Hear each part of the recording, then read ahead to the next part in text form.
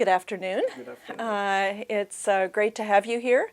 I'm Gale Mattox. I'm Director of the Foreign and Domestic Policies Program here at the American Institute for Contemporary German Studies. And my guest today, and it's a great pleasure to have him here, is member of the German Parliament, Niels Annen. He is with the SPD. He started out as a head of the Young Socialists, and he is now a member of the leadership of the SPD. He is on the Foreign Affairs Committee, which is of much interest to us given our topic of discussion today. And he is the representative of the region Hamburg-Eimsbüttel. Very good. Good. He began in the German Parliament in 2005.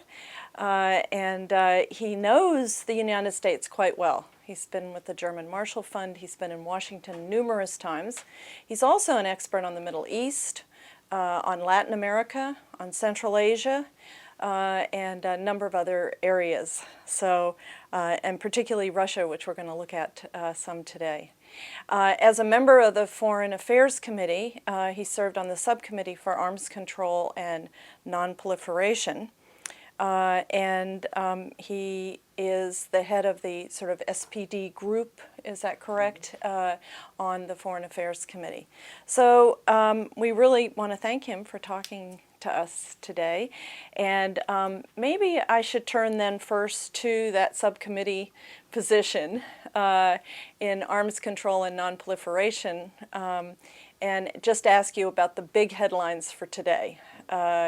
And that is on the Iran deal, as everyone's calling it. And what is your takeaway from the deal, from the negotiations, and in particular Germany's unique role, I think, in the negotiations? Well, first of all, thank you for having me. It's great to be back at AICGS. You're right. I mean, the Iran deal marks really an historic event, and I believe, although the debate here in Washington will be messy, it already started, there will be a huge fight about ratification, but we need to really explain that this deal is going to prevent Iran from becoming a nuclear armed power. There's a lot of talk about what will it mean for the relation between the West and Iran. What will it mean for Syria and other conflict theaters? These are legitimate questions, and I am optimistic that an Iran deal that will be honored by the leadership in Tehran will offer a lot of ways for more constructive engagement. But first of all, let's focus on what we are dealing with, and this is not the overall geopolitical question. It is that Iran had conducted a massive secret operation to enrich uranium to become a nuclear weapon state. And this is now a verifiable, concrete and very detailed plan that makes sure that with inspection, with international oversight, this is not going to happen. And we established a framework that will guarantee for more than 10 years, in some aspects even up to 25 years, that Iran will not going to go that path. And I think that is a very significant contribution also for the stability of the region. By the way, for the stability and the security of Israel, which is pretty close to our hearts as well. Mm-hmm. And so this is very important. And, you know, there are so many armed conflicts right now that we are talking about ISIS, we are talking about Ukraine. And after almost 13 years, diplomacy prevailed. And this in itself, I think, is a very optimistic and very positive message. The president actually today had a very long, for the president, meeting with the press where he made these specific points, and he's making them also around with his congressional colleagues and all, that the objective was to stop the building of a nuclear capability in a military sense. And I think that sometimes we seem to just want too much out of these particular negotiations, and that's a huge step Well, look, I mean, it's good to be ambitious. I'm not against this debates and also the idea and the creativity that we put into and the dedication to reach this agreement has also built personal relationship between the leaders. That's right. I mean, imagine 10 years ago, a US Secretary of State sitting for weeks at the same table virtually overnight talking to an Iranian foreign minister. This is an extraordinary development that we saw. And so I really hope that mutual trust that has been established among the actors could be used for other political purposes as well. But let's be clear, I mean, not only in this town will there be a very difficult debate about the implementation and ratification, there will also be a debate in Iran. A lot of young people are celebrating, and this is a good sign. But there are hardliners in Tehran as well. I mean, that's the reason why we are here at the negotiating table in the first place. And not everybody has an interest in implementing the agreement. So it's a domestic issue for the United States, and it is also a domestic issue for the Islamic Republic.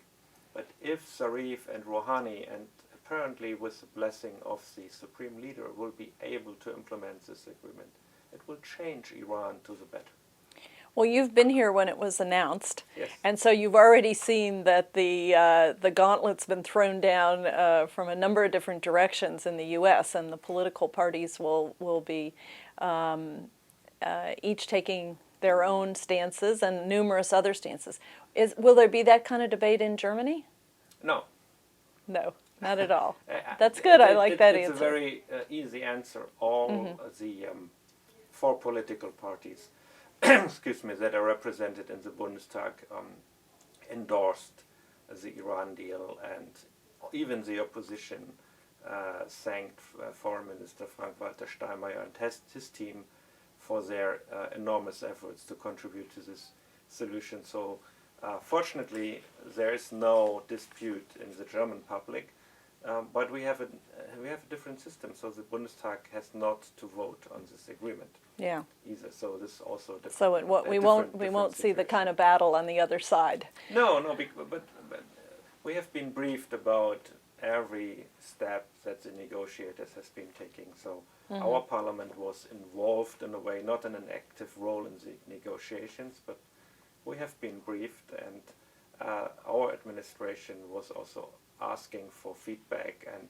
so we had a very close consultation, and I think this is also adding to the acceptance and the support for what Steinmeier did. Really a huge success also for the German Foreign Office, I believe. Yes, I think so, in every case. One of the things that I've noticed that you have talked about a lot in your writings and when you speak is multilateralism. And this negotiation with the P5+1 indicates that and underlines that commitment that you have. Yeah, look, I mean, you cannot bring all the 28 member states of the European Union to the negotiating table. So for the German approach, it was always very, very important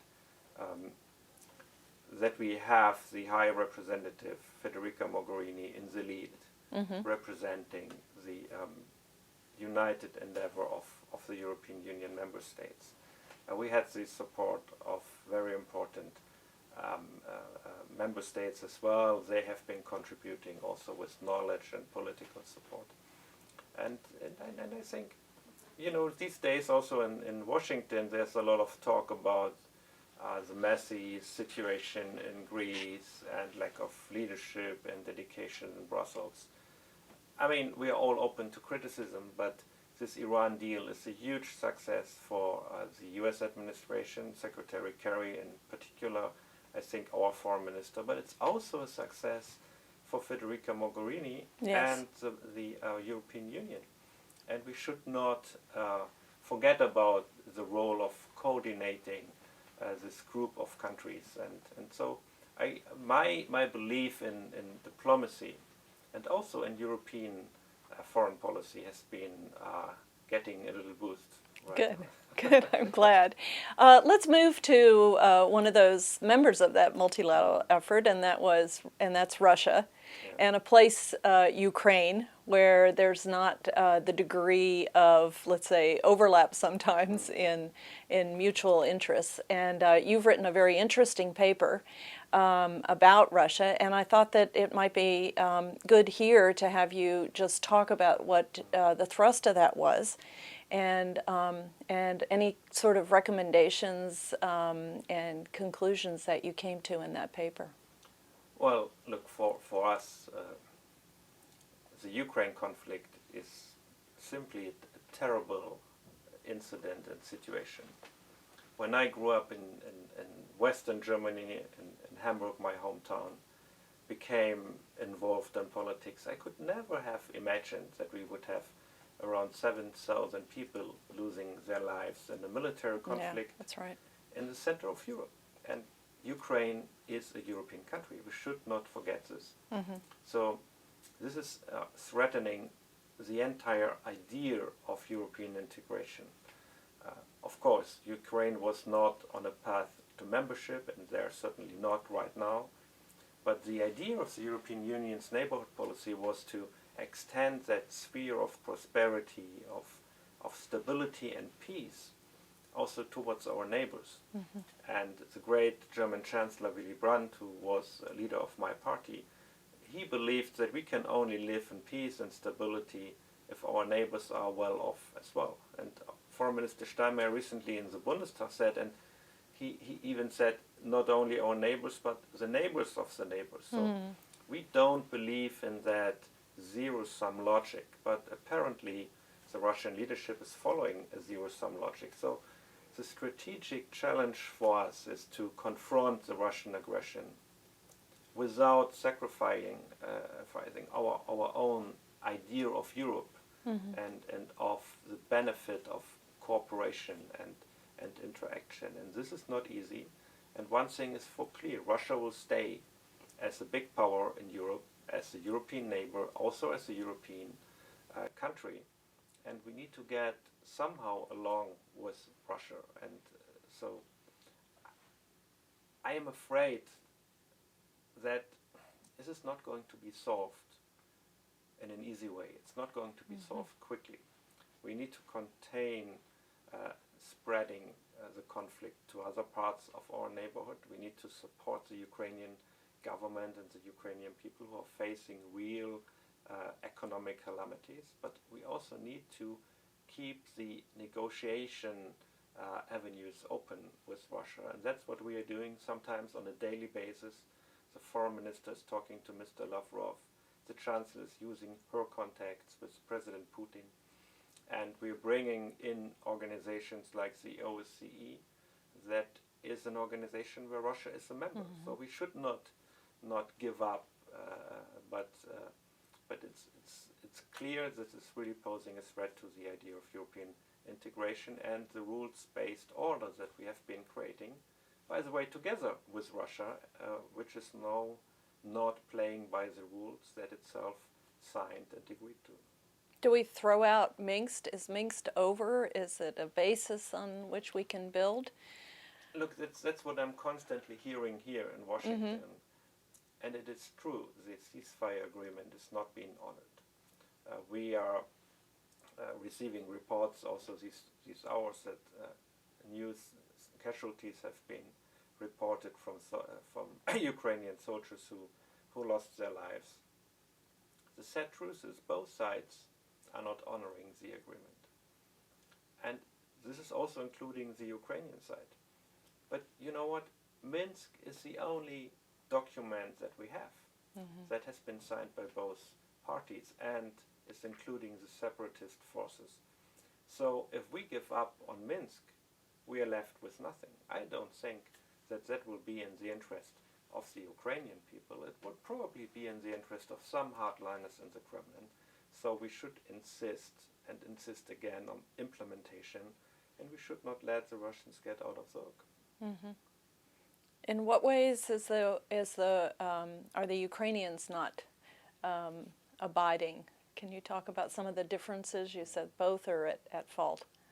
Well, it's pretty easy. I mean, Minsk agreed to implement the ceasefire in the region where we are seeing the fighting in the Donbas region. It's defining a line of control, which is not a border, but a line of control that should separate Right. the parties.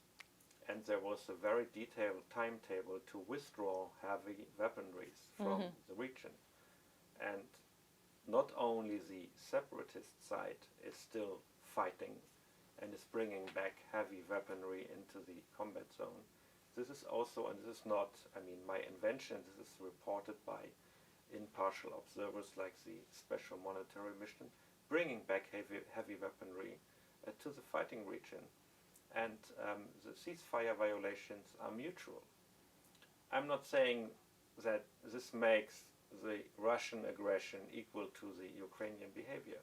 This is not the case, but I think if we agree to a document, we need to point fingers to those who are violating the agreement, and unfortunately you find them on both sides of the line of control.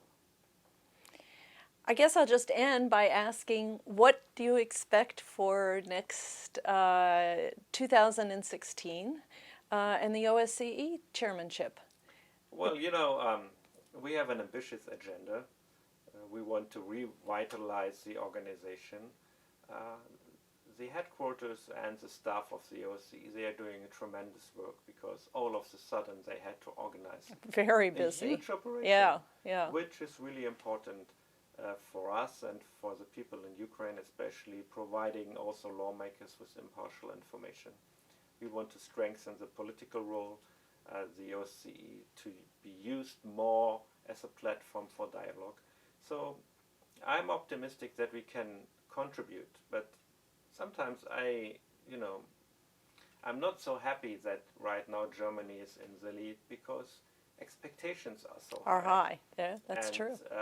We will try everything to live up to these expectations, but we cannot, do miracles. We are politicians. We are just ordinary human beings. But I can promise we will try our best.